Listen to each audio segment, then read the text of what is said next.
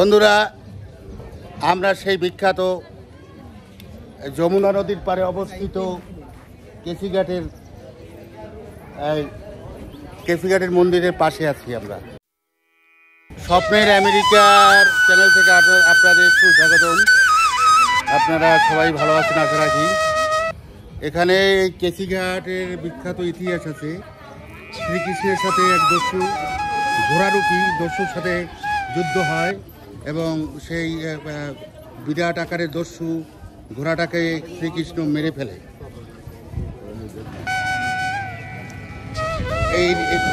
তার কেসি ঘোড়ার নাম অনুসারে এই জায়গাটার নাম কেসিঘাট।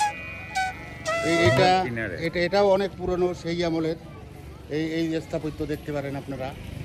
হ্যাঁ, এর ভিতর বানানো বা বায়বীয় কোনো কিছু নেই।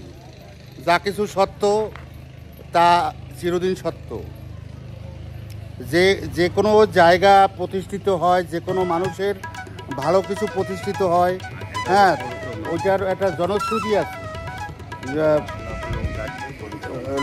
লোকজনে সেই ভালো লোকটার প্রশংসা করে এবং তার নাম অনুসারে ওই জায়গাটা পরিগণিত হয়। হ্যাঁ, সুতরাং এটা কোনো বায়বীয় কোনো চিন্তাধারার আলোকে হচ্ছে না। এটা সম্পূর্ণ এটা বাস্তব প্রমাণ এই মন্দির। এই দেখেন স্থাপত্য দেখেন।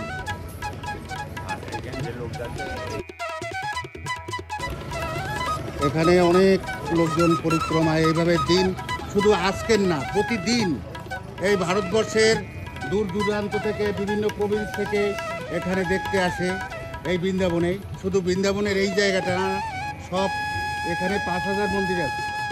টোটাল জায়গায় সব স্টেটের মানুষ আসে এবং বাইরের থেকে পৃথিবীর আমেরিকা, লন্ডন, বিভিন্ন জায়গা থেকে, অস্ট্রেলিয়া, জাপান, এভরিহোয়ার কাম দেয়ার পিপল বৃন্দাবন। দেখেন কত সুন্দর জায়গা। সেই সময়ের দিনটি কত তাদের কাছে কীরকম ছিল জানি না। হ্যাঁ, তবে এই এলাকায় বন জঙ্গল ছিল আর মাঝে মাঝে দু একটি মন্দির ছিল। ওই শুধু দেখেন, মানে ওপারে লোকজন ঘুরতে যায়। এখানে বোটগুলি আছে, কাশ্মীরি বোটের মতো কিছুটা, সম্পূর্ণ না, সাজানো। ভালোই একটা মনোরম পরিবেশ। আর ওয়েদারের কথা বলবো কি, ওয়েদার নাইস ওয়েদার, একদম বসন্ত এবং হেমন্তকালের মতো আমাদের বাংলাদেশে। হ্যাঁ, অ্যাজ ইট ইজ এখানে সেই ওয়েদার।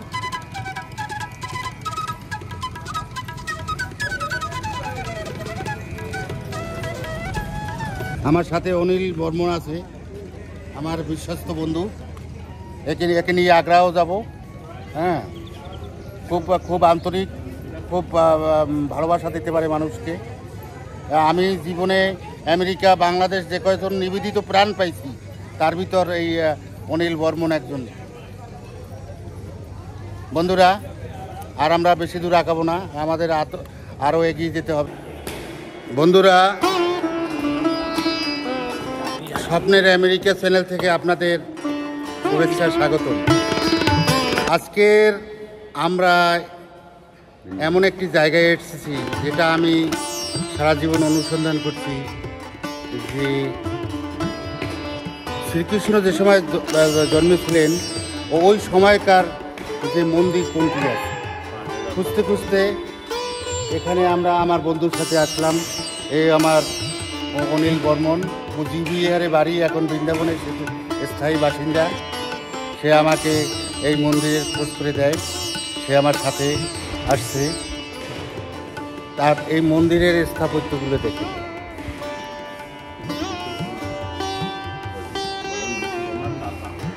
এটা আমার বন্ধুর ব্যাখ্যা মতে বিশ্বকর্মা নিজের হাতে লাল পাথরের মানসিং তৈরি করতে,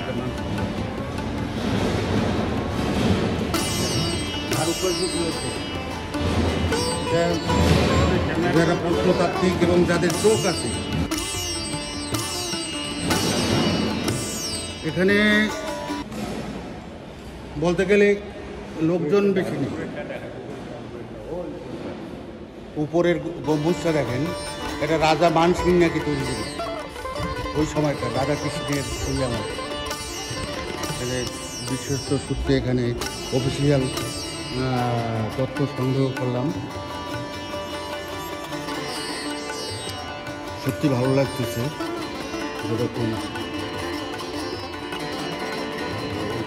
কোনো পরিবর্তন হয় না, এবং আরও 10,000 বছরে এখানে এই পাথরের কোনো পরিবর্তন হবে কিনা আমি বলতে পারি। এটা আপনারাই ভালো জানেন, অথবা প্রত্নতাত্ত্বিক যারা গবেষণা করে এই ব্যাপারে তারা বলতে পারেন। ফ্লোরটা দেখেন,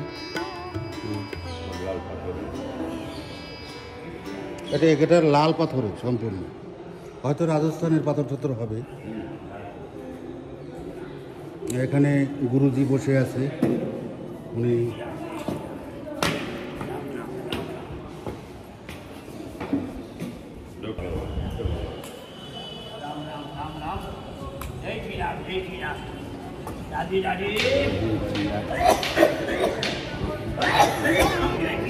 টোটাল বৃন্দাবনে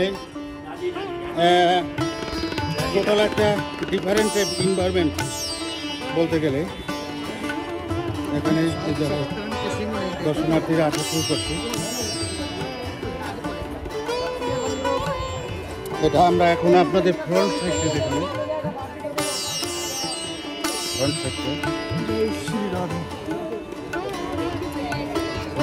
দেখেন, এখানে একটা জিনিস, বাদরের উপদ্রব, চশমা এবং মোবাইল টোবাইল নিয়ে যায়। দেখেন,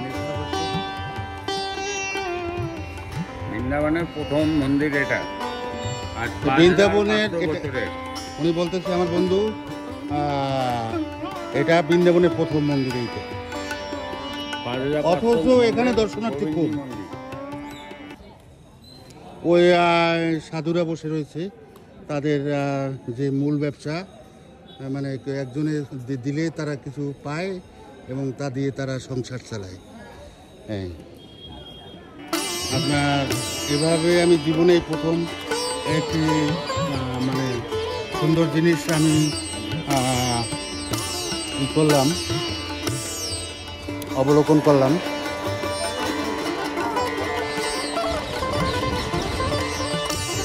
দেখেন কি অবস্থা, কত পুরনো জিনিসের শিল্পীরা কত মজবুতভাবে কত সুন্দর জিনিস, অবাক হতে হয়।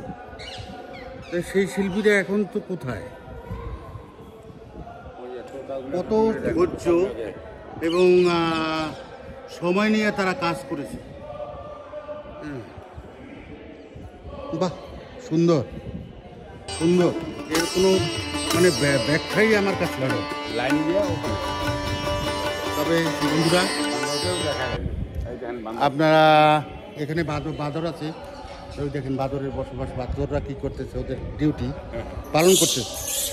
হ্যাঁ, এই দেখেন, এই রেগে গেছে। হ্যাঁ